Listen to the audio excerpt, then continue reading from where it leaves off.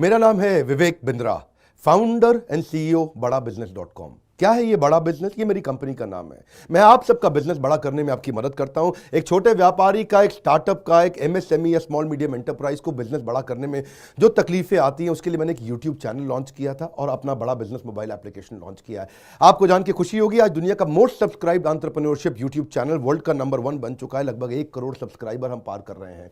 आज मैंने देखा कि एक व्यापारी को तकलीफ आती है कि उसको बिजनेस बड़ा तो करना चाहता है पर जानता नहीं, उसके बाद जानकारी नहीं है। इसके लिए मैंने कई affordable problem solving short term courses launch किए हैं, 2 महीने 3 महीने के, क्योंकि हमने आप सबसे मुलाकात करी अपने यूट्यूब चैनल के थ्रू और अपने इवेंट्स के थ्रू, जहां आपने मुझे अपनी नीड, इंटरेस्ट, कंसर्न, एक्सपेक्टेशन बताए। वर्किंग कैपिटल एक बहुत बड़ी तकलीफ है। क्या है वर्किंग कैपिटल? पहले इसको जरा समझते हैं कि बिजनेस फेल क्यों हो जाता है। देखिए, पहली चीज, अगर आपको कैश मैनेज नहीं करना आया अपने बिजनेस में, आप day to day operations manage नहीं कर पाएंगे। आपकी इन्वेंट्री और इक्विपमेंट पे अगर आपको और पैसा लगाना है, आप नहीं कर पाएंगे। नया प्रोडक्ट नहीं खरीद कर पाएंगे और पैसा कलेक्शन में ध्यान चला जाएगा। यार पैसा आया नहीं, उधारी चला गया, पैसा कैसे निकाल करके लाऊं, सेल्स कैसे बढ़ानी है, इससे ध्यान हट करके पैसे की कमी पे ध्यान ज़्यादा चला जाएगा। थोड़ा सा भी एक साइक्लिकल या थोड़ा सा भी सीजनल या एक सिचुएशनल इंपैक्ट आया ना आपके बिजनेस पे, एक दर्दनाक मौत के चलते आपका बिजनेस बंद हो जाएगा, पेनफुल डेथ हो जाएगी। कभी कभार एक बड़ी ग्रोथ अपॉर्चुनिटी आती है, लेकिन आपको फाइनेंस हैंडल करना नहीं आया था ठीक ढंग से, उसके कारण एक बड़ी ग्रोथ अपॉर्चुनिटी आप मिस कर जाते हैं। ट्रेड डिस्काउंट्स आपको नहीं मिलते, कैश हाथ में रहना चाहिए। क्या होता है ये वर्किंग कैपिटल का बिजनेस? देखिए, ये ऐसा बिजनेस है, ये एक ऐसी स्ट्रैटेजी अगर आप सीख गए तो पीछे से आने वाले सप्लायर के पैसे पे ही आप बिजनेस कर जाएंगे। आपको अपना पैसा नहीं लगाना पड़ेगा, चाहे आप प्रोडक्ट में हैं या सर्विस में हैं। कैश मैनेज करना आना चाहिए, नहीं तो आपकी फाइनेंशियल रेपुटेशन खत्म हो जाएगी और हो सकता है कि जिनको आपने उधार देना है वो एनसीएलटी जाके आपका वाइंडिंग अप पटिशन डाल के धंधे को खत्म कर देंगे। अब वर्किंग कैपिटल के अलावा कुछ टेक्नोलॉजी की समझ बहुत जरूरी है। एक दुकानदार को भी हम चाहते हैं कि वो अपने बिजनेस को ऑटोमेट करना सीखे। क्या होता है ऑटोमेशन बिजनेस का? एक रिटेलर भी जब तक अपने करंट दुकान को ऑटोमेट करके पूरी तरीके से इससे बाहर नहीं निकलेगा, वो गल्ला नहीं छोड़ पाएगा, नेक्स्ट ब्रांच नहीं खोल पाएगा, नेक्स्ट ऑफिस नहीं खोल पाएगा, नेक्स्ट कंपनी, नेक्स्ट फैक्ट्री नहीं डाल पाएगा। आपको ईआरपी और सीआरएम की समझ होनी चाहिए।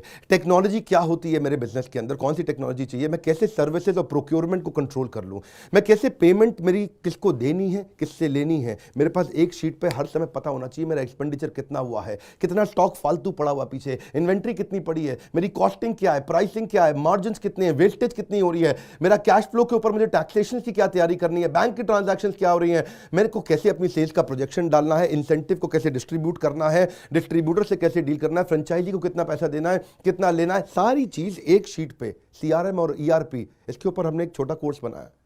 एक ऐसा कोर्स जो कि 2 महीने में आप सीख सकते हैं, कहीं पे भी बैठ के, किधर भी, अपनी कन्वीनियंस, अपनी ईज के मुताबिक।